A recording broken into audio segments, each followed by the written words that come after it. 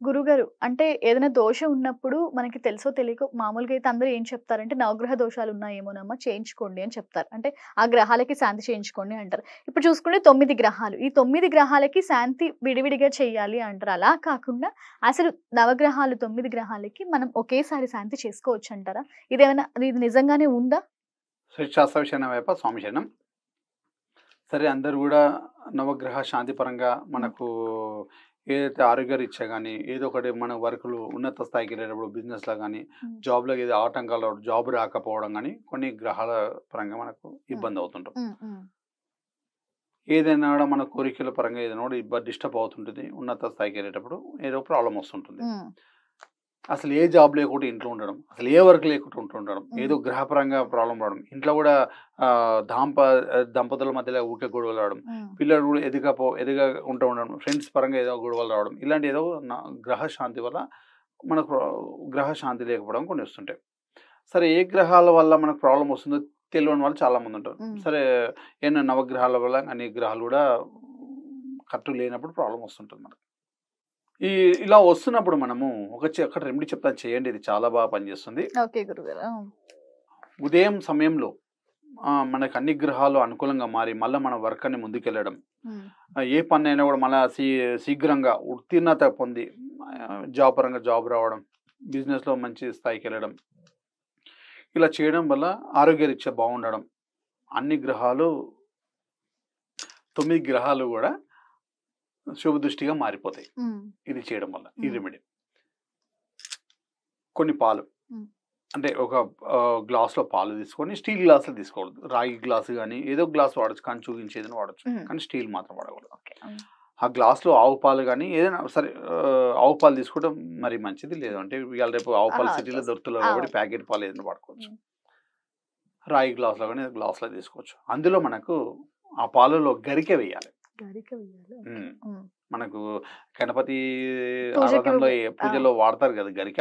ఆ గరిక మీ గుప్పడి తీసుకోండి. మీ గుప్పడి అంత తీసుకొని మీరు సరే జాబ్ పరంగా అనుకుంటున్నారా, ఆరోగ్యపరంగా అనుకుంటారా, ఏదైనా కూడా ఏ గ్రహాన మన దేవారాధనలో మంచిగా సంకల్పించుకొని మనసులో ఇది ఆ గరిక పాలలో వేసేయండి.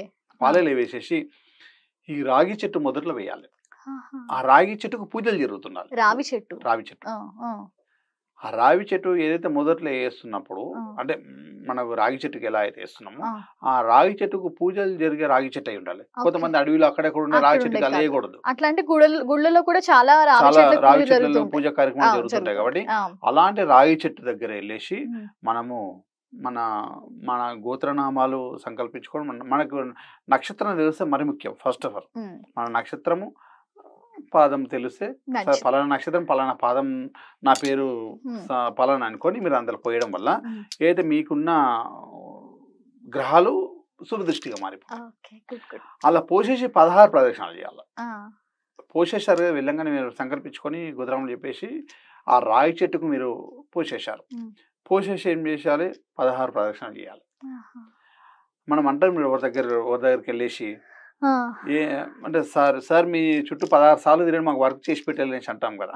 అట్లా ఆ రాయి చెట్టుకు 16 సార్లు ప్రదర్శన చేయడం వల్ల మనకు ఆ గ్రహాలు శుభదృష్టిగా మారిపోతాయి. సరే మన కర్మ ఫలితం ఇలా అంటుంటారు కదా, కర్మ ఫలితం మన రాతాలు అంటుంటారు కదా. ఏదైతే మీరు పోసారో తడిగా మారుతుంది కదా అక్కడ మట్టి, ఆ మట్టి తీసుకొని బొట్టుగా పెట్టుకోవాలి. అంటే మా రాత మారిపోతుంది. అంటే స్వామివారి గ్రహాలన్నీ కూడా శుభదృష్టిగా మారి మనకు జాబ్ పరంగా కానీ వ్యాపార పరంగా కానీ ఆరోగ్యరీత్యా కానీ ఫ్రెండ్ సర్కిల్ కానీ దాంపత్య పరంగా కానీ ఇంట్లో కూడా మంచి పాజిటివ్ వైబ్రేషన్ మీలో ఎంటర్ అయ్యి మీకు సంబంధించిన అనే కార్యక్రమాలు ముందుకెళ్తుంటాయి. అలా చేయండి, చాలా మంచి రిజల్ట్ ఉంటుంది. మీరు ఏదైతే చేస్తున్నప్పుడు ముఖ్యంగా ఏంటంటే రావి చెట్టుకు పోయినప్పుడు మార్నింగ్ అవర్స్ ఉదయం 10 లోపలనే పోయాలి. మళ్ళీ మీరు రాత్రి ఏదో మీకు సమయం ఉన్నప్పుడు పోయడం కాదు, ఖచ్చితంగా వెళ్ళి 10 మార్నింగ్ నుంచి 10 లోపల ఎప్పుడైనా పోయచ్చు. ఉపవాసం అంటే ఏమి తినకుండా. Right, correct. ఇది కూడా మనం చేయడం. కాకపోతే అన్నిటికీ ముఖ్యం ఏంటంటే ఆ రావి చెట్టుకు పూజలు జరుగుతుండాలి. అంటే గుడిలో ఉంటే ఎట్లా దీపారాధన జరుగుతుంటాయి కాబట్టి ఖచ్చితంగా అలా జరుగుతుంది. అలా చేయడం వల్ల మనకు ఆరోగ్యరీత్యా బాగుంటుంది, వ్యాపార రీత్యా బాగుంటుంది, ఉద్యోగ రీత్యా బాగుంటుంది. మీరు ఇలా చేస్తూ వెళ్ళండి. యాక్చువల్ ఇప్పుడు మనకు ఇవాళ చేసిన తెల్లారి రాకపోవచ్చు, ఇంకోసారి చేయండి. ఒక 3-4 days అంటే ఇలా ఒక్కసారి కాకుండా ఓ 4-5 సార్లు చేస్తుంటే మనకు ఒక 3-4 రోజుల తర్వాత కూడా మంచి రిజల్ట్ వస్తుంది. ఒక 5-6 సార్లు చేయండి. ఇవాళ చేసిన రేపు ఎదురు చూడకుండా 3 రోజుల తర్వాత మళ్ళీ ఒకసారి చేయండి. వారంలో 2-3 టైమ్స్ పెట్టుకోండి. అట్లా 1 month వర్క్ చేస్తుండండి.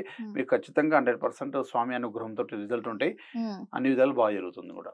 అంటే ఇప్పుడు నవగ్రహాలు అంటే విడివిడిగా కాకుండా ఇలా మొత్తం అన్ని గ్రహాలకి కలిపి శాంతి ఈ విధంగా జరుగుతుందని చెప్తున్నారు మీరు. అంటే నవగ్రహ శాంతి అనేది మనము హోమాల ద్వారా, జపాల ద్వారా, మనము వాళ్ళకి ఇష్టమైన ద్రవ్యాల ద్వారా మనము స్వామివారి శాంతింప చేసుకుంటాం.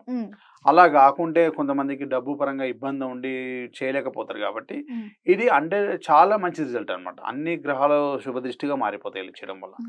అది మనకు చాలా బాగా జరుగుతుంది. చేయండి, బాగుంటుంది. Right, thank you so much గురువు గారు. అంటే నిజంగా నవగ్రహాలన్నింటికి పూజ చేసుకోవాలని కంగారు పడే వాళ్ళకి నిజంగా ఒక మంచి రెమెడీ అనుకోవాలి. చూసారు కదండి, రావి చెట్టు పూజ చేసుకోమంటారంటే రావి చెట్టు దగ్గరికి ఏదైనా ఒక పాత్రలో పాలు తీసుకొని దాంట్లో గరిక వేసి ఆ పాత్రలో ఉన్న పాలను అక్కడ పోసి మీ కోరికలు ఏదైనా ఉంటే కనుక అక్కడ చెప్పుకొని మీ గోత్రనామాలతో ఈ పూజ చేసుకోవడం వల్ల కూడా మీకు ఈ దోషాలు అలాంటివి ఏదైనా ఉంటే కూడా పోతాయని గురువు గారు చెప్తున్నారు. ఇది ఇవాళ ఎపిసోడ్. చూస్తూనే ఉండండి హిట్ టీవీ.